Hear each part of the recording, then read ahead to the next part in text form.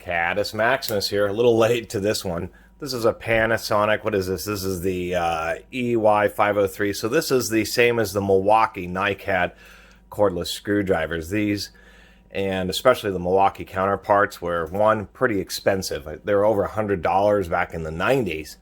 And they still sold this style and Milwaukee through the, well into the 2000s.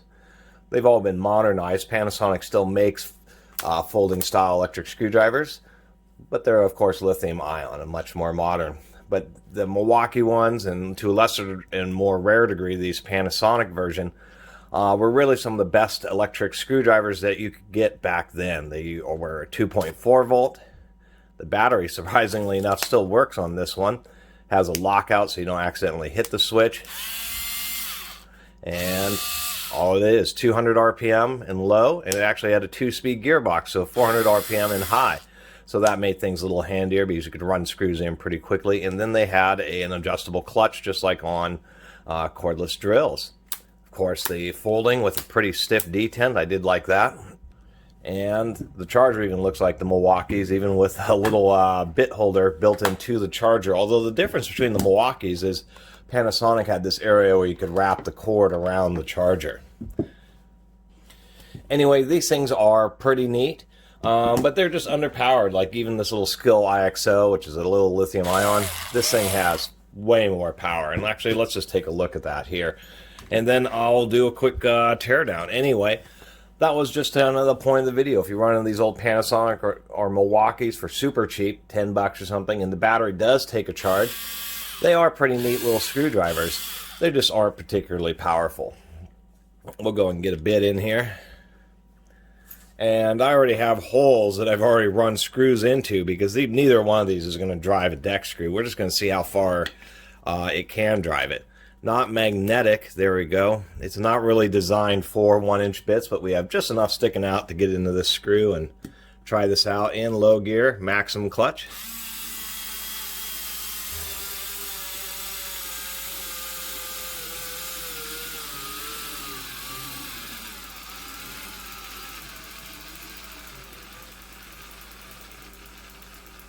It's still doing it. That's the great thing about NiCad. It can really pull the amps.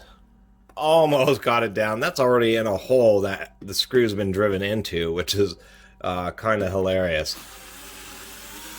And it can pull it back out.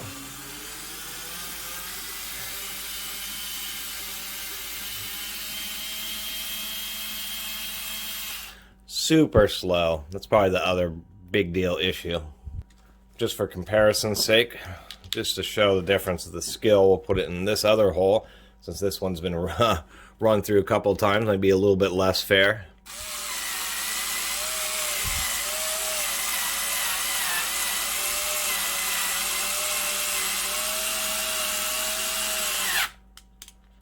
Just way more power. It's not even funny.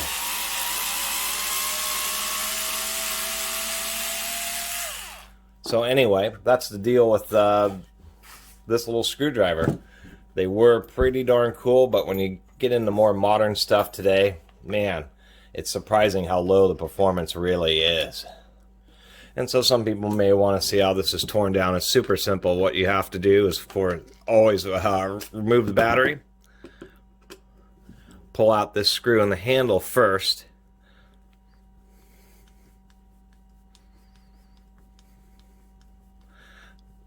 what am I doing? I got a screwdriver right here. Big old long screw in there. And then it actually has this long through pin, and that's what holds it. This handle is not split. It's a one-piece cast. And then you pull it out, and the wires are attached. The little ball detent is here and under this plastic cap, and it just uses the plastic itself as essentially this spring. That keeps the cap from rotating, and then these two little bumps sit on top of the bearing, so there is no actual springs. It's just using the flex of the plastic to serve that purpose. And we got a couple little metal clips here, which are just wear clips so that the detent remains strong and doesn't wear out, which is a good little design aspect. All these little things do add up to why these were so expensive. But you do have wear clips, and those just pop out.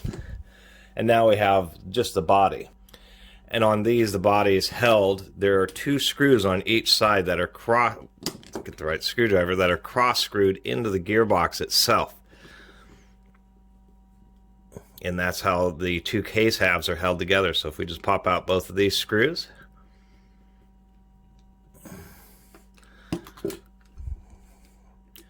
like so, or all 4 of them I should say, both of these case halves will come apart.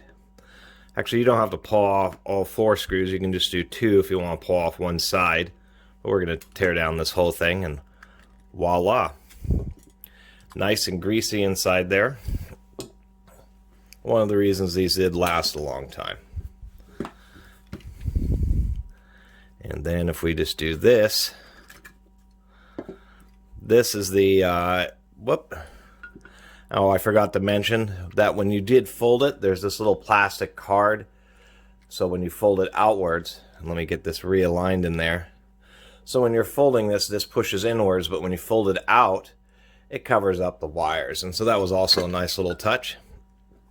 This is just the activation ring. Here's our shift plate. This ring just sits right here on these 2 lobes and turns this. This is how you get the clutch. And it's just threaded on against a spring. And we can thread it all the way out. And that's it.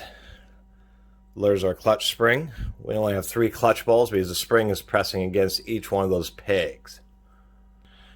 I should also mention that the wires in here, surprisingly enough, are designed to be removed from the internal terminals. They are just snapped on, just like that.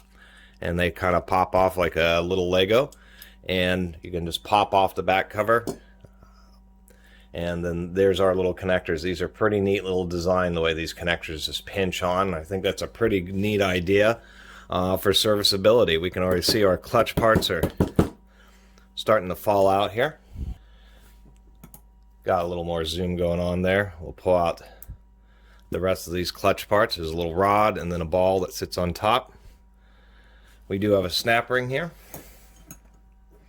which just helps retain the nose piece, or the bearing for the nose piece. And we'll go ahead and pop that out. Should wear safety glasses when it comes to snap rings, because they can, of course, fly off and hit pretty hard if they catch you in the eye. I did inadvertently dump it out, so how they were doing the thrust, come on now, is those ball bearing, there was all these little bearing balls that you can see down in there. They were all riding right here in this track against that metal surface. Then they had this little steel ring, which acts as a bearing race, and then the snap ring on top. So when you're pressing down really hard, it was giving it a rolling ball bearing thrust bearing. So another interesting design choice, and actually pretty good idea. One of the reasons why Panasonic power tools are actually somewhat decent. They may not be the best, but they are certainly not the worst, that's for sure. Get these little bearing balls. These things are, I always keep these little bearing balls because if you ever lose them in some other kind of tool, it's nice to have some extras. And another neat choice of serviceability, this is the entire switch assembly right here with the lockout. And if we just wiggle it, it's the same thing as those wire connectors. It's actually designed to simply plug into the motor. So this is something where if you needed to replace the motor, it was literally unplug this, take the motor, or you do have to remove the gearbox, like so, undo those 2 screws and pull off this cover or this retention plate, and you can swap out the motor pretty easily. Maybe if I could swap out for a camera that focuses better too. We'll go ahead and pull off this cover plate. Oh, those screws were getting loose. That's one of the things when these tools get old, is the screws that are in plastic squishes the plastic some over time. Thermal cycles, if anything else, and they do get loose. If you really care about tools, it's surprising, but they do need to be taken apart and have a degree of maintenance. These also did last a long time. It's really hard to, I was trying to get a view through the window but it's very difficult. But the brushes on these types of motors are designed for one use only, so they're kind of weird because they're shaped like a U. And as they grind, it kind of grinds the flats away until it becomes a solid brush. And that's kind of an interesting technique, but you can also really tell the age of the motor. And this hasn't even finished breaking in the brushes. So this tool really didn't have that many runtime hours on it. Here's our little gearbox. These two pins are to retain the lower portion. It is 2-speed. Unfortunately, I think on the newer ones, they're all steel gears, but on these older ones, it's not. As we can see, the first stage is indeed plastic gears. Brass on the motor, plastic planetary gears, and even a nylon, plastic nylon ring gear. And that would just pop out like so. I don't save the plastic gears. Then we have our first internal. There we go. So this stage is always running, and then the 2-speed is shifting this thing back and forth, whether it's actually activating the gearbox like this, so you go on a low speed, or it's like this, where it locks up the gears and goes to a higher speed. And how you can see is they have 2 stages there. Oh, and I totally forgot, this is a feature that was in the Milwaukee, something that is super duper rare in gearboxes, is it actually has this pin. And this pin goes through and helps provide centering for these gears so they stay super duper centered. And it can have dramatically increase the lifespan of these gearboxes. It turns out that the planetaries are self-centering. So them doing this is highly, one, it's excessive. It really is, because this gearbox will last through multiple motors without the necessity of having this alignment pin. But having the alignment pin just means all the parts of the gearbox stay perfectly centered and really can have just a huge lifespan. So anyway, we have this 2-stage, and when this goes down, and I was confused, even this part is actually plastic. So the entire front first stage on this driver was plastic, which kind of makes you wonder why they did things like have alignment rods. So there's our gear change lever, and then you can see what they do is they have a couple of tall ones for the high speed, and a couple of smaller or larger ones for the low speed for more reduction. And I do save these gears. What I found is over time, as I saved up all these gears, I take apart other tools like that little Skill IXO. Also had plastic gears on the first stage, but I've taken it apart and collected up enough of these little tools to where I had some other metal gears I was able to upgrade it with. So they're always kind of nice to save. We'll get our second ring gear. This is a ring gear for that, and it's also plastic. And now you can see how those 2 rods are holding in the final drive, which does appear to be all metal. If I can find my tool here. These rods, you either magnet them out or you have to push them out. In this case, these are a little bit stiff, so we'll have to push them out. There we go. Let's give them a little push and the rods will come out. These rods are also handy to save for various projects, just because they're a real nice precision ground rod. And come on now. Whoop. Oh wait, there we go. Kind of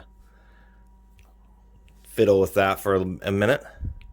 Now, since I removed that bearing from the inside, the entire front assembly should come apart, and indeed it has.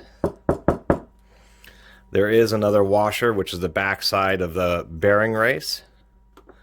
There is a oilite bushing or graphite oilite bushing just to support the front of the spindle. It does have a mechanism so that you can use it as a regular screwdriver where the spindle will be locked up, and that's what these 2 little keys are for. These are 2 little kind of ratcheting dog teeth. They don't use a sprag clutch. Instead, they just use a spring-loaded system like this. We have a little separation washer, and then our final drive, which is 3 more little metal gears. Unfortunately, this is still a plastic ring gear on here.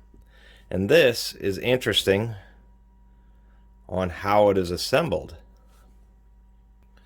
Okay, it wasn't that confusing. They just had this special kind of shaped washer there. This is the back side of the clutch. So what happens is that the little bearing ball rides against the clutch, and then the peg was what the spring was pressing against.